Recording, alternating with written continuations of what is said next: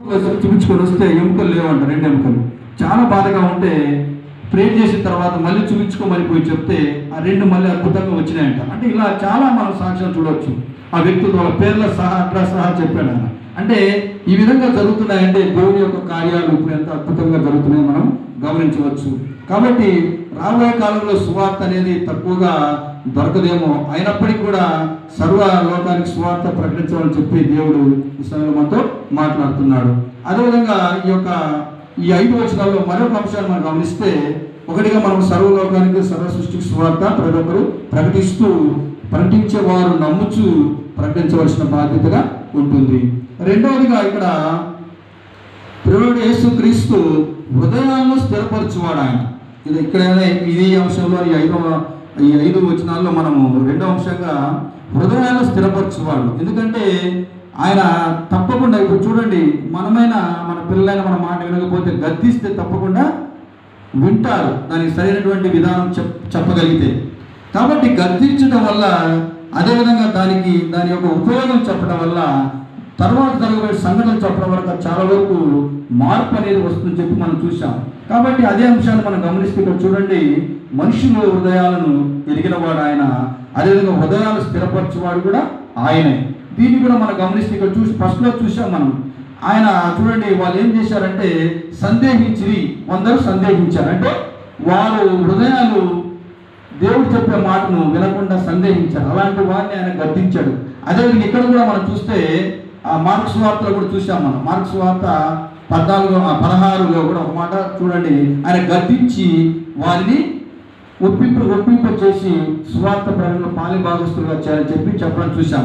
ఇలాంటి వ్యక్తులను కూడా దేవుడు స్థిరపరిచి, అంటే ఎప్పుడైతే ఇష్టకరంగా దేవుని దగ్గరికి రాగలిగితే సువార్తను వినగలిగిన వారికి తప్పకుండా ఆయన గద్దించి స్థిరపరిచి ఈ లోకంలో అద్భుత కార్యాలు చేయించుకోగలడని చెప్పి మనము గమనించవచ్చు. కాబట్టి చూడండి, కొలస్సీలు రాసిన పత్రిక 1వ అధ్యాయం 23లో, కొలస్సీ 1వ అధ్యాయం 23లో ఆయన ఈ విధంగా మాట్లాడుతూ ఉన్నారు. చూడండి, పునాది మీద కట్టబడిన వారై స్థిరముగా ఉండి మీరు విన్నట్టు ఆకాశం కింద ఉన్న సమస్త సృష్టికి ప్రకటింపబడినట్టు ఈ సువార్త వల్ల కలుగు నిరీక్షణ నుండి తొలగిపోక విశ్వాసముందు నిలిచి ఉండిన ఎడల ఇది మీకు కలుగును.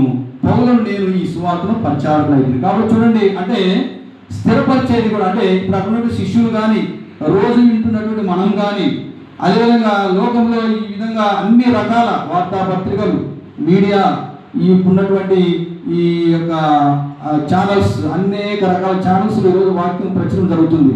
విన్నటువంటి ప్రతి ఒక్కరం కూడా అదే ఇక్కడ చెప్తున్నాను. వాడు ఇక్కడ ఏం చెప్తున్నంటే, పునాది మీద కట్టబడిన వారై స్థిరముగా ఉండి మీరు విన్నట్టు ఆకాశం కింద ఉన్న సమస్త సృష్టికి ప్రకటింపబడినట్టు ఈ సువార్త వల్ల కలుగు నిరీక్షణ నుండి తొలగిపోక విశ్వాసం అందు నిలిచి ఉండేలా ఇది మీకు కలుగును. ఎవరైతే విశ్వాసం మీద ఉంటారో ఆ గలిబిడి లేక అస్థిరతము లేక అపనమ్మకం అనేది ఉండకుండా తప్పకుండా ఇక్కడ స్థిరత్వం కలిగి ఉంటారని చెప్పి యేసుక్రీస్తు తన శిష్యులకు అదేవిధంగా అందరికీ సువార్త విని ప్రకటించమని చెప్పి మనందరికీ కూడా తెలియజేస్తున్నాడు. కాబట్టి మనము మన హృదయాలను కఠినపరచుకోకుండా దేవునికి అవైలబుల్గా ఉంటే తప్పకుండా మనం స్థిరపడతాము.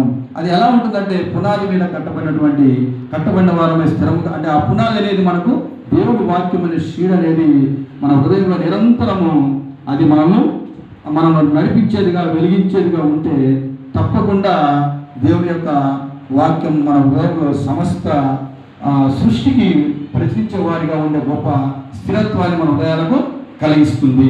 అదేవిధంగా ఇక్కడ మనం చూస్తే 3వ అంశంగా చూడండి, మొదటిదేమో సర్వలోకములకు సర్వ సృష్టికి సువార్త ప్రకటించవాలని దేవుడు తెలియజేస్తూ ఉన్నాడు.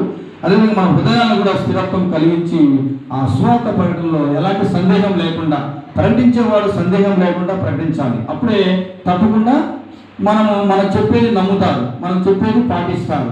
కాబట్టి ఇదే విధాన్ని దేవుడు తన యొక్క వాక్యం ద్వారా మనము స్థిరపరిచే గొప్ప వాక్యాన్ని మనకు తెలియజేస్తున్నాడు. 3వదిగా, పరలోకమందును భూమి మీదను నాకు సర్వాధికారం ఇవ్వబడింది. కాబట్టి మనం ప్రకటించే దేవుడు మామూలు దేవుడు కాదు. కాబట్టి మనం భయపడాల్సిన అవసరం లేదని చెప్తుంది. ఎందుకంటే సర్వాధికారం ఇవ్వబడింది దేవుడికి. ఎందుకంటే ఎట్టి పరిస్థితుల్లో కూడా దేవుడు నమ్మిన బిడ్డలు ఒకవేళ తగ్గినట్టు కనిపించినా, చూడండి, దేవుడు నమ్మిన బిడ్డలు ఒకవేళ బాధపడుతున్నట్టు అనిపించినా వారు ఆత్మీయంగా చాలా సంతోషంగా ఉంటారు. వాళ్ళకు తప్పకుండా వారి యొక్క హృదయంలో, వారి యొక్క తలంపులలో గొప్ప ఆనందం కలుగుతుంది. ఎందుకంటే సర్వాధికారి అయినటువంటి దేవుడు వాళ్ళకు, సర్వాధికారి అంటే ఇంకా సమస్తం అన్నమాట.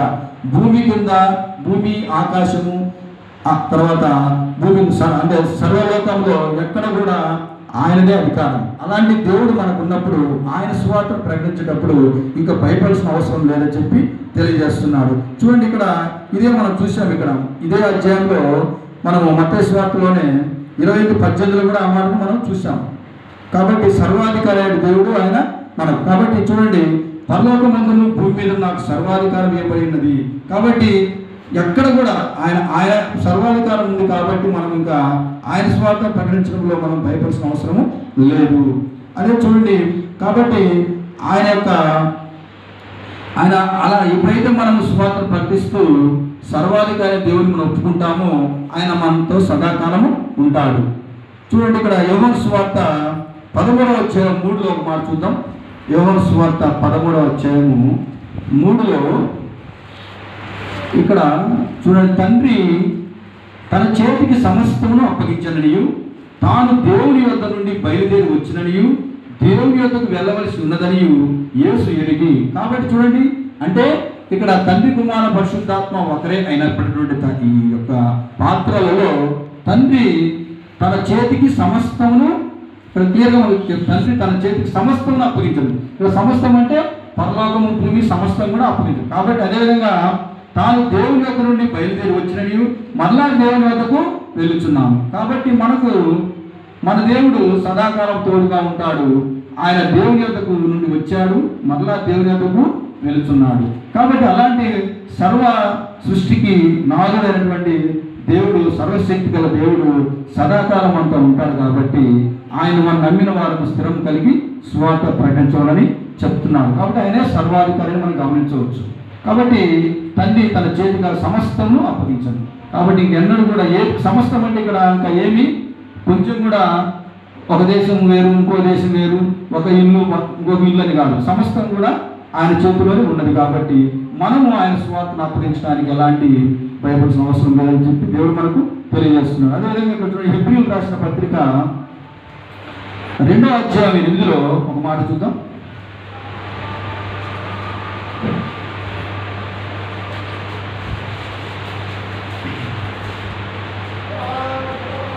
హెబ్రీయులు 2:8 ఆయన సమస్తమును లోపరిచినప్పుడు వారికి లోపరచకుండా దేనిని విడిచిపెట్టలేదు. ప్రస్తుతమందు మనం సమస్తమును వారికి లోపరచబడుట ఇంకను చూడలేదు గాని దేవుని కృప వలన ఆయన ప్రతి మనిషిని కొరకు మరణము అనుభవించినట్లు దూతల కంటే కొంచెం తక్కువవాడుగా చేయబడి యేసు మరణం పొందినంత నా మహిమ ప్రభావంతో కిరీటం ధరించిన వానిగా ఆయన చూస్తున్నాం. కాబట్టి చూడండి, ఇక్కడ సమస్తము కూడా అంటే ఆయన సమస్తమును వానికి లోబర్చినప్పుడు వానికి లోబర్చకుండా దేన్ని విడిచిపెట్టలేదు.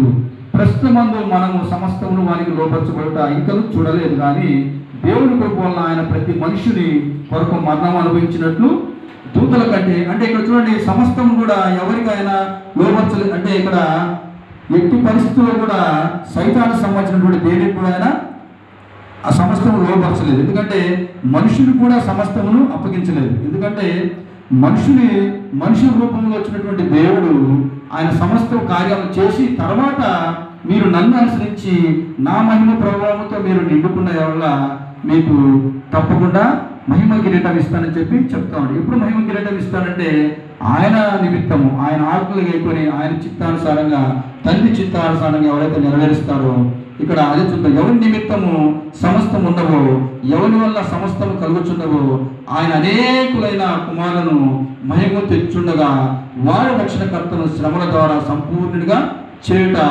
ఆయనకు తగును. కాబట్టి పరిశుద్ధపరచబడి వారికి అందరికీ ఒక్కటే మూలము. ఈ ఏదో చేత సహోదరులందరూ ఒకరికొకరు తీర్చుకోవాలి. ఎలాంటి అంటే ఇక్కడ అందరి అల్ల స్వార్థ ప్రకటించే వారి అల్ల సువార్తను మనం ప్రకటించాలంటే సహోదర ప్రేమను కలిగి ఉండాలి, ఒకరి ఒకరు అభిమానం కలిగి ఉండాలి. అప్పుడే మనం వేరే వారికి డైరెక్ట్గా మన పక్కన కూర్చొని మనం ఊరికి వాళ్ళని కొడుతా తిట్టుకుంటా చేస్తే వాడు సువార్త ప్రకటిస్తామా? ప్రకటించలేము. కాబట్టి ఇవన్నీ కూడా తప్పకుండా ఈ ఈవిలో చెప్తా ఉంటారు. అంటే సువార్త ప్రకటన చెప్పేటప్పుడు మనము క్వైట్ టైంలో పాటించేటప్పుడు, అదేవిధంగా ఎక్కడైనా మనము జర్నీ చేసేటప్పుడు, ఎక్కడైనా మనం తోటి వాళ్ళతో మాట్లాడేటప్పుడు అనవసరమైన పోస్టులు మాట్లాడడానికంటే దేవుని యొక్క సువార్త ప్రకటించడం వల్ల కొంతవరకైనా దేవుని యొక్క మాటలు వినే అవకాశం ఉంటుంది. చాలామంది ఇలాంటి సువార్తను ప్రకటించవల్ల దేవుని మనకు గొప్ప ధైర్యాన్ని కలగజేస్తున్నాడు రాత్రికాల సమయంలో. కాబట్టి పరలోకం మీదను భూమి మీదను సర్వాధికారం దేవునికి ఉంది. కాబట్టి మన సువార్త ప్రకటనలో ఎలాంటి సిగ్గుపడిన అవసరము లేదని చెప్పి ఇక్కడ మనకు తెలియజేస్తున్నాడు. ఇదే విషయాన్ని చూడండి, ఇక్కడ అపోస్తుల కార్యము 2వ అధ్యాయం 36లో చూడండి ఒకసారి. అపోస్తుల కార్యము 2వ అధ్యాయం 36లో పౌలు గారు మాట్లాడుతూ ఉన్నారు. మీరు సిలువ వేసిన ఈ యేసునే దేవుడు ప్రభువుగాను క్రీస్తునుగాను నియమించెను. ఈ ఇశ్రాయేలు వంశమంతయు రూఢిగా తెలుసుకునేవారని చెప్పారు. చూడండి, కాబట్టి అప్పుడు అంటే ఇశ్రాయేల్ కాలం, ఇశ్రాయేల్ పేరంటే ఎవరు? ఇప్పుడున్నటువంటి దేవుని జనాంగం ఇశ్రాయేల్ జనాంగమే. కాబట్టి ఈ సిలువ వేసినటువంటి అప్పుడున్నటువంటి యెహోవా దేవుడు, ఇప్పుడున్నటువంటి యేసుక్రీస్తు ప్రభు కూడా సిలువ వేసినటువంటి ఆయన ఒక్కటే. కాబట్టి ఇశ్రాయేల్ పేరును తెలుసుకోవాలంటే తప్పకుండా ఆయనే నిజమైన దేవుడు నమ్మి మనం సువార్త ప్రకటించాలి. కాబట్టి సర్వాధికారి అయినటువంటి ఆయన చెప్పి ఈ యొక్క సమయం మనకు తెలియజేస్తున్నాడు. కాబట్టి ప్రియ సంగమా, మనము దేవుడు ఇచ్చినటువంటి ఈ గ్రేట్ కమిషన్ మనం అందరము పాటించాలి. ఎప్పుడైతే మనం పాటిస్తామో మనం వినాలి. ఫస్ట్ ఎప్పుడైతే మనము సువార్త ప్రకటన చెప్పేటప్పుడు సువార్త వాక్యాన్ని మనము ఎక్కడైనా సువార్త వింటున్నా, సువార్త సంబంధించినటువంటి ఎలాంటి విషయాలు మనకు అందుబాటులో ఉన్నా మనం విని గ్రహించి వాటిని మనము ఇతరులకు చెప్పేవారిగా ఉండాలి, వాటిని మన జీవితంలో అన్వయించుకునే వారిగా ఉండాలి. మొదటిగా అవి మనం పాటించి ఇతరులకు మనం చెప్తే తప్పకుండా పాటిస్తారు. కాబట్టి ఈ రాత్రికాల సమయంలో ఈ యొక్క 5 వచనాల్లో మనము ముఖ్యంగా సర్వలోకములకు సర్వ సృష్టికి సువార్త ప్రకటించే వారిగా ఉండాలని దేవుడు మనతో మాట్లాడుతున్నాడు. ఎలాంటి భయం అక్కర్లేదు, ఎందుకంటే దేవుడు మన హృదయాల్లో స్థిరపరిచే గొప్ప వాక్యాన్ని దేవుడు మనతో మాట్లాడతాడు. కాబట్టి అది మనకు పరిశుద్ధాత్మ అనే సంధానకర్తను మనకు దేవుడు నిత్యం మన హృదయాల తలంపుల్లో నిత్యం మనతో మాట్లాడుతూ ఉంటాడు. కాబట్టి మనుషుల హృదయాలు స్థిరపరిచే గొప్ప దేవుడు ఆయన. కాబట్టి మనం గద్దించే దేవుడు ఏదో ఒక రూపంలో గద్దిస్తూ ఉంటాడు. వాక్యం ద్వారా, సంఘంలో పెద్దల ద్వారా, ఫెలోషిప్ ద్వారా, అదేవిధంగా సంఘ కాపర్ల ద్వారా. కాబట్టి ఈ విధంగా మన ఇంట్లో అనేక సార్లు మన వాక్యాన్ని ఒక్కోసారి టీవీలో పెట్టుకున్నా, ఇంకా ఎక్కడైనా మనం చూస్తున్నా, మనం చేసే పనుల విషయాల్లో కూడా దేవుడు మనలో గద్దిస్తూ ఉంటాడు. సో ఈ విధంగా మన హృదయాన్ని స్థిరపరిచి సువార్త ప్రకటనలో, అదేవిధంగా మన జీవితాలను అనుభవించుకోవడంలో దేవుడు మనకు సహకారం అందిస్తూ ఉంటాడు.